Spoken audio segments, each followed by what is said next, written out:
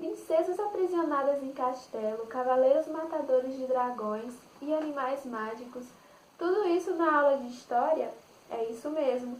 Meu nome é Darley Milene e hoje nós vamos estudar sobre o maravilhoso durante a Idade Média, mais precisamente durante a Baixa Idade Média, entre os séculos XI e XIII. Vem comigo!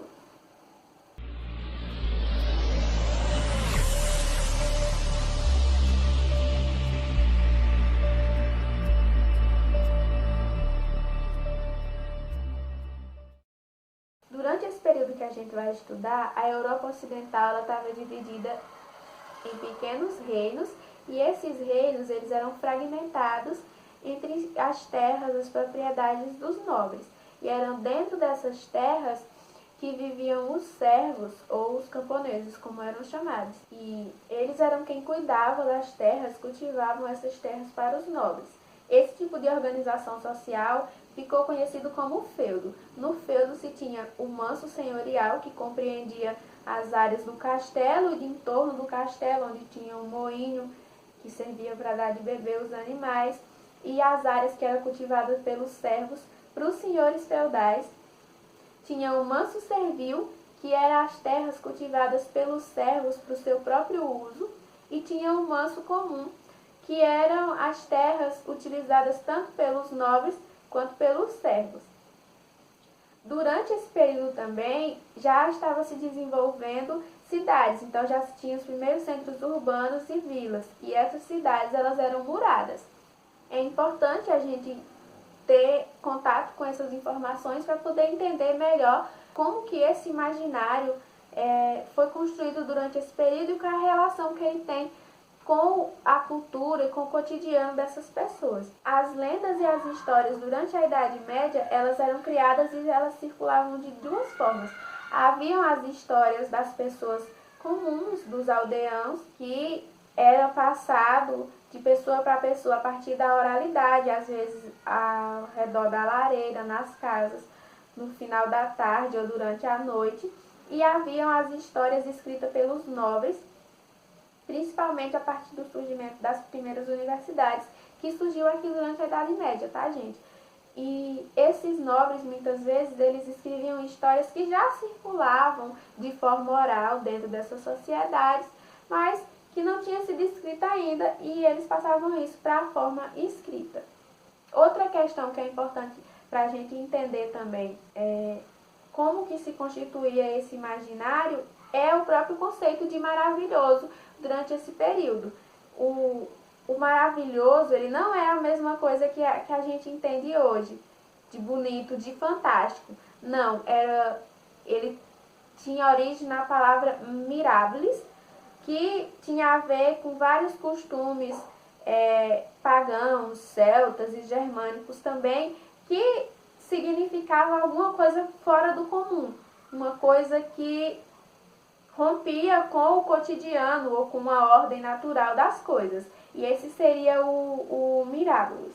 E aí, durante esse período também, ainda se criou o Miraculous, que era algo mais associado a magia e a coisas demoníacas, no sentido mais cristão, e também o Miraculum, que tinha a ver com o milagre, com intervenções divinas.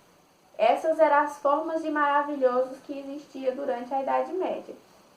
E em relação às temáticas dessas histórias, dois elementos se faziam bastante presente durante esse período, que era o mar e a floresta. As pessoas durante a Idade Média, elas tinham muito medo do mar, porque elas acreditavam que os oceanos eles eram habitados por criaturas malignas, que destruíam as embarcações, que encantavam os homens, como as sereias, a gente pode usar também os krakens, e também essa visão negativa do mar, ela tinha a ver com uma série de migrações de povos bárbaros. Bárbaros nesse período significava os povos estrangeiros, povos que não faziam parte do Império Romano. Então, no final do Império Romano e início da Idade Média, houve muitas imigrações para essa parte da Europa de povos germanos, de vikings. E esses povos, eles vinham do mar. Então, fazia-se essa associação ao mar ser essa porta de entrada de inimigos e de criaturas assombrosas. E essas criaturas que as pessoas acreditavam que viviam no mar, elas tinham uma materialidade muito grande, ou seja, elas não faziam parte só do imaginário, não ficava só na mente das pessoas, porque até nos mapas eles eram presentes.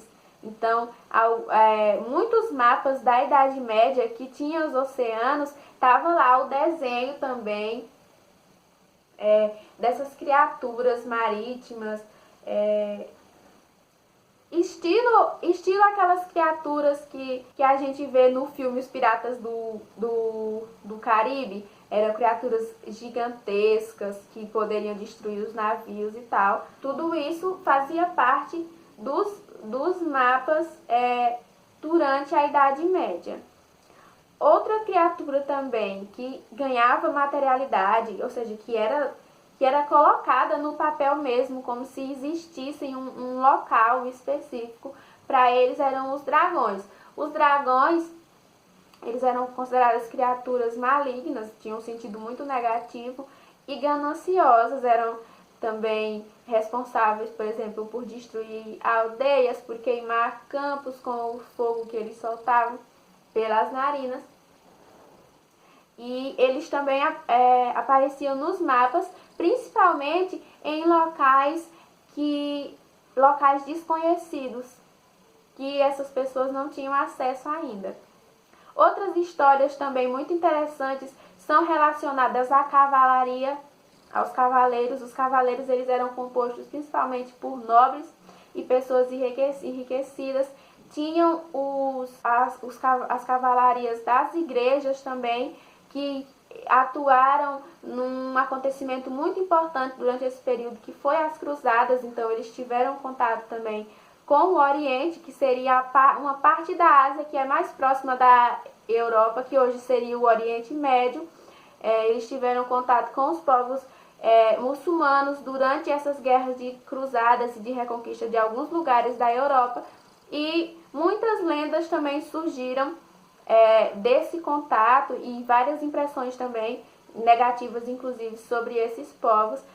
Dos cavaleiros, a gente pode citar, por exemplo, a lenda do rei Arthur e da Távola Redonda, que tem essa relação com a cavalaria e com a honra, por exemplo, e entra também outra questão que era muito presente durante esse período, que era a dos objetos mágicos. Então tem a Excalibur, que é uma espada que ela está fincada lá na pedra, e provavelmente vocês conhecem essa história, e só uma pessoa honrada, uma pessoa digna, seria capaz de tirar aquela espada dali. E como eu já falei antes, outro elemento que povoou o imaginário das pessoas durante a Idade Média foi as florestas. E a respeito das florestas, tem a lenda da Chapeuzinho Vermelho, que é desse período. Eu acho que muita gente conhece a lenda da Chapeuzinho Vermelho, só que a versão original ela é bem diferente da que circula hoje em dia.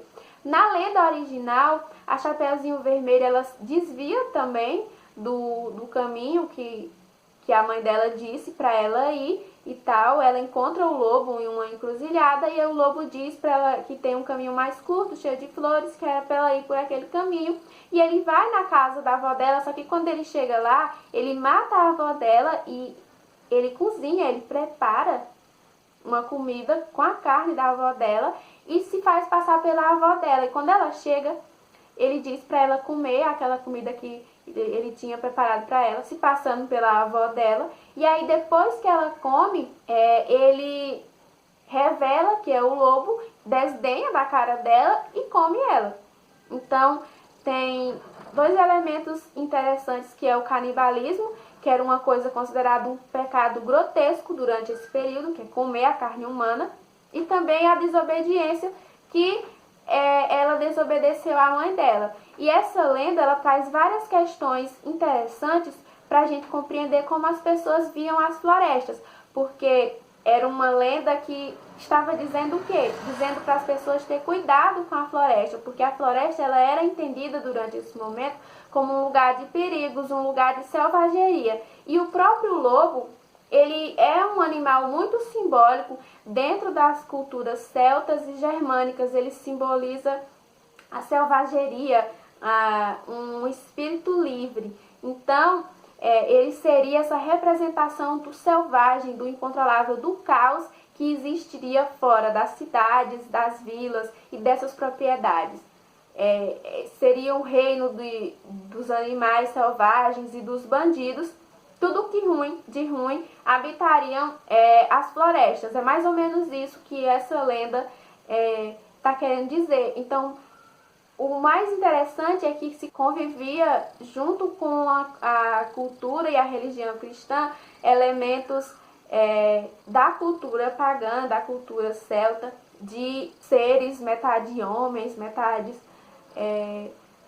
animais, de animais encantados, de objetos encantados, que vai contra um pouco essa ordem de pensamento cristã, mas que também agrega muito desses elementos cristãos também. Então, isso é muito interessante para a gente perceber essa mistura que havia de diversas culturas e povos diferentes que conviviam durante esse período, e de como que eles percebiam esses locais, né, fora da instituição feudal, como lugares de perigo. Tanto o mar quanto a floresta eram entendidos como a habitação de criaturas malignas, de criaturas selvagens. Então, a cidade foi instituída como local de ordem e de civilidade, em oposição, por exemplo, às florestas, que eram lugares muito próximos, às vezes, dessas vilas, dessas aldeias, vistas como lugar de animais selvagens que não tinham sido domesticados ainda. Muito interessante, né? Coloquem aqui nos comentários se vocês já conheciam essa versão da Chapeuzinho Vermelho e o que vocês acharam, pra gente ter uma discussão. E é isso, gente. Até mais.